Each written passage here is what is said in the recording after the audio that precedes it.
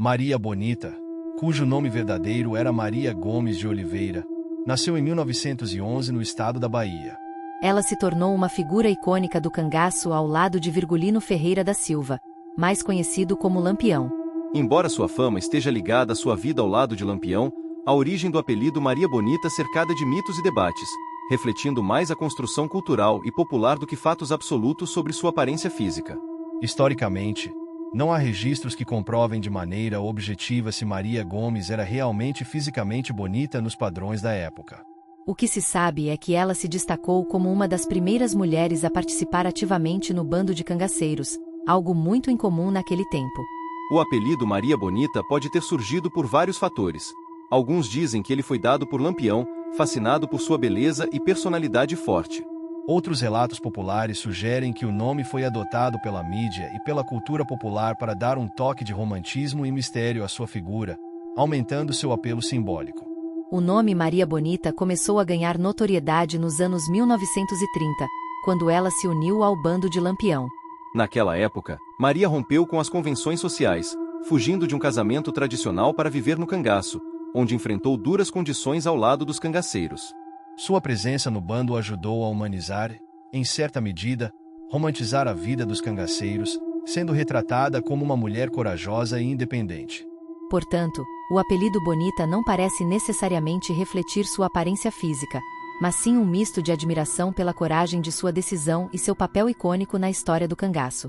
A figura de Maria Bonita se consolidou como símbolo da força feminina em um contexto historicamente dominado por homens, e sua lenda persiste até hoje, perpetuada por músicas, livros e o imaginário popular nordestino.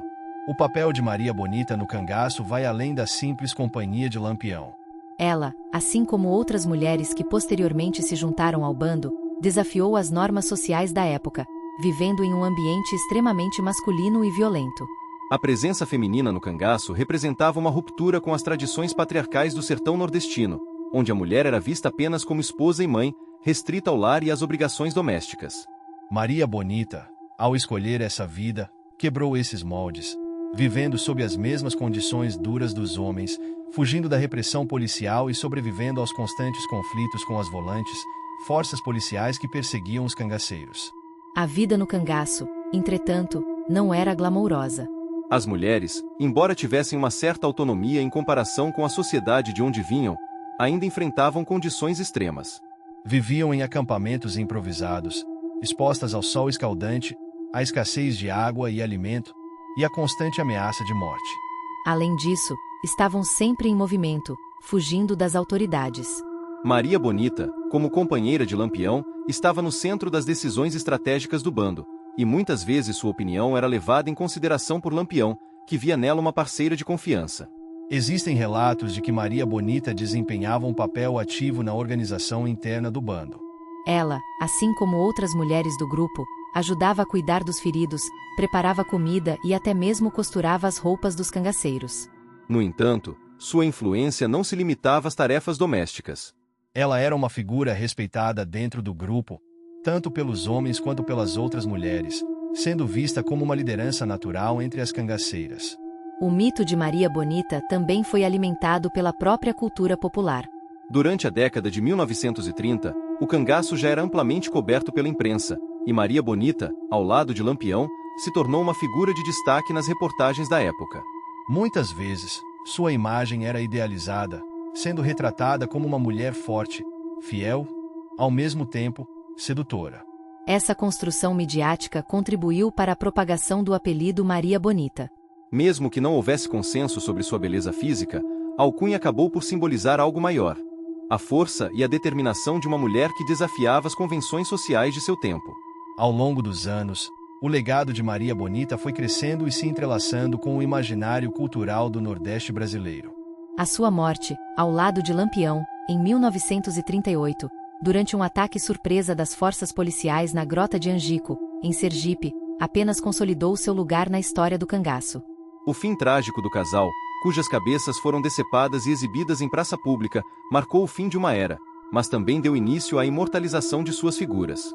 Desde então, Maria Bonita e Lampião se tornaram personagens centrais nas narrativas sobre o cangaço, representando, para muitos, a resistência e a luta contra a opressão. A história de Maria Bonita, portanto, vai muito além de sua aparência ou do apelido que a acompanha. Ela simboliza uma mulher que, em um ambiente extremamente adverso, encontrou uma maneira de exercer sua autonomia e influenciar diretamente a trajetória de um dos mais famosos bandos de cangaceiros da história do Brasil. A construção de sua imagem ao longo do tempo reflete as complexidades da figura feminina no contexto do cangaço, onde as mulheres, apesar de viverem em uma sociedade profundamente desigual, conseguiram se afirmar como figuras de importância e liderança. A questão sobre a real beleza de Maria Bonita, no sentido estritamente físico, permanece envolta em controvérsias e especulações.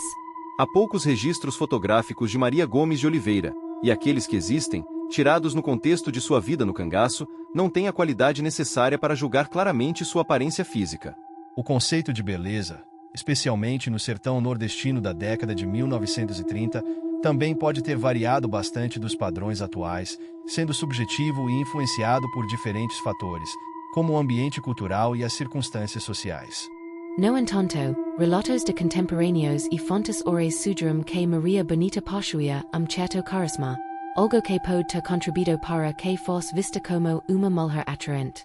Além de qualquer atributo físico, é possível que sua força de personalidade, a ousadia de fugir de um casamento convencional e viver ao lado de Lampião, e seu papel inovador entre os cangaceiros tenham desempenhado um papel importante na construção da imagem de uma mulher bonita. Sua coragem e a forma como desafiava normas sociais da época eram, sem dúvida, características que a diferenciavam das outras mulheres da região, e é provável que essas qualidades também tenham contribuído para que ela fosse lembrada e romantizada como Maria Bonita. Não há uma resposta definitiva sobre se Maria Bonita era considerada fisicamente bonita nos moldes tradicionais, mas o uso do nome Bonita pode ter se consolidado mais por uma questão simbólica do que por uma referência direta à sua aparência. O apelido Bonita foi potencializado pela mídia e pelo imaginário popular, que muitas vezes buscava enaltecer figuras heroicas ou trágicas, transformando-as em lendas. Assim, o título Maria Bonita pode ter sido uma forma de destacar sua importância dentro da narrativa do cangaço, ao mesmo tempo em que criava uma aura de mistério e encanto em torno de sua figura. Em suma, se Maria Bonita era ou não fisicamente bonita nos padrões da época ou nos dias de hoje é uma pergunta que talvez nunca tenha uma resposta clara. O que é certo é que a força de sua personalidade, sua ousadia e seu papel